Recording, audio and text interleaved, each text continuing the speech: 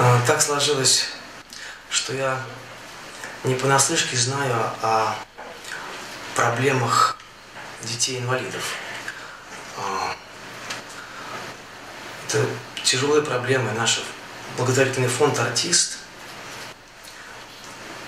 вмешивался и помогал ни одному ребенку, в частности, сделать протезирование.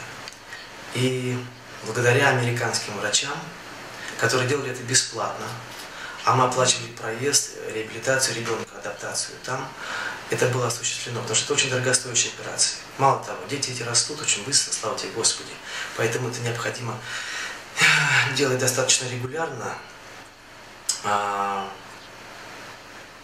Я очень благодарен, скажу, прекрасным людям вот в этой больнице, которые нас поддерживали, американские врачи.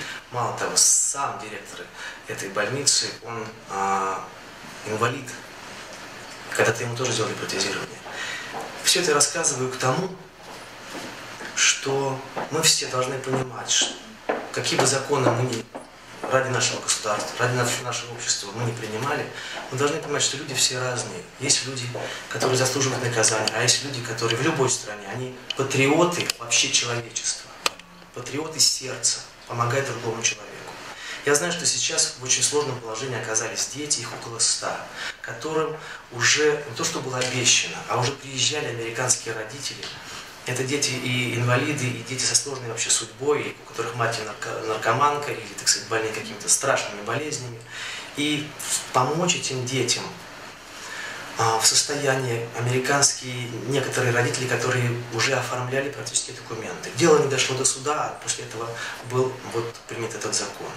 Моя просьба к вам, Владимир Владимирович, пойти навстречу этим родителям и этим детям для того, чтобы не прерывать не прерывать их взаимоотношения с этими родителями, которые уже стали для них близкими, поверьте это мне. Это чисто человеческий шаг. Я прошу вас пойти на этот небольшой компромисс. Я уверен, что эти дети вернутся на родину, потому что они будут знать, что Родина думает о них и делает для них только добро. В частности, помогая им в данном контексте, не обманывая их. Потому что они уже были знакомы, они уже считают этих американских женщин, которые хотят прилететь сюда, они считают их своими родителями. Спасибо. Не знаю даже, кому взывать. Наверное, у нас уже более высшей власти нету, кроме Путина. Владимир Владимирович, на коленях вас прошу, умоляю. Этот сиротский закон ударил по очень многим людям. Есть усыновители, которые до 31 декабря прошли все эти суды, и вы разрешили взять этих 40, там сколько детей в Америку. Но есть те семьи, это около 70, которые не прошли до декабря, но они знают своих детей, дети знают их. Пожалуйста, отпустите их, ради Бога, отпустите их. Пусть эти мамы возьмут этих чужих инвалидиков,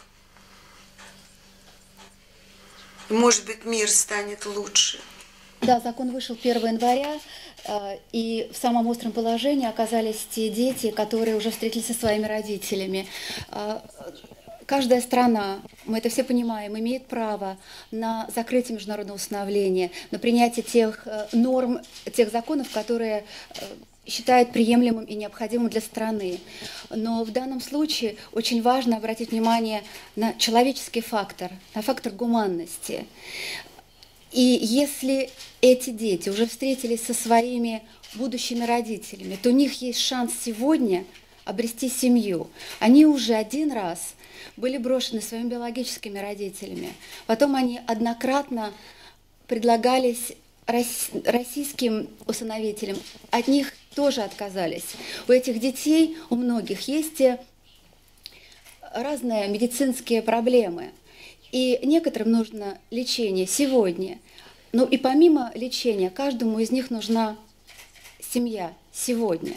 И разрывать эти связи не нужно. Можно просто дать им возможность соединиться и дальше продумывать, как готовить российские семьи к усыновлению так, чтобы не было при этом разрушений сформировавшихся связей, и чтобы не было вот этого тяжелого для всех травматического момента и вот потери вот этого человеческого фактора, когда есть родители, когда есть дети. Меня зовут Лесли Филлипс.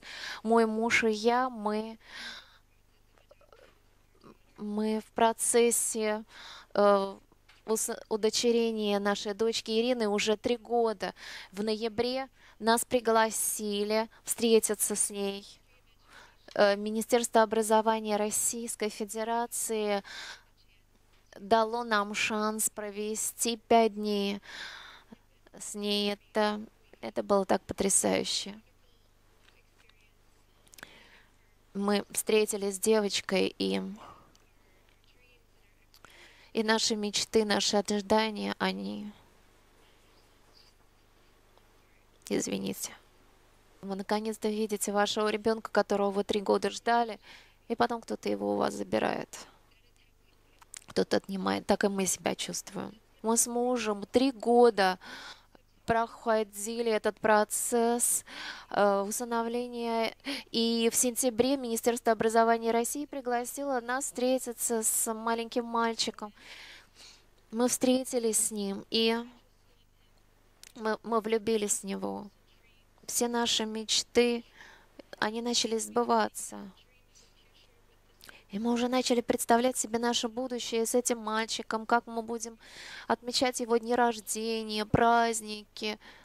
Благодаря ему наши жизни стали бы совсем другими. Я уже мечтала о том, как буду танцевать у него на свадьбе.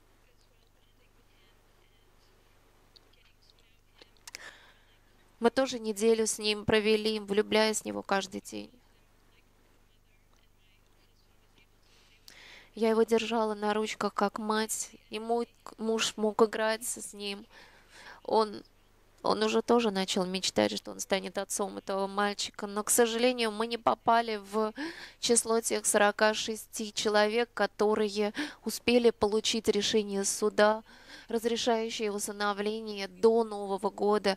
И сейчас этот закон, он рискует отнять у нас нашу мечту. Мы очень просим господина Путина,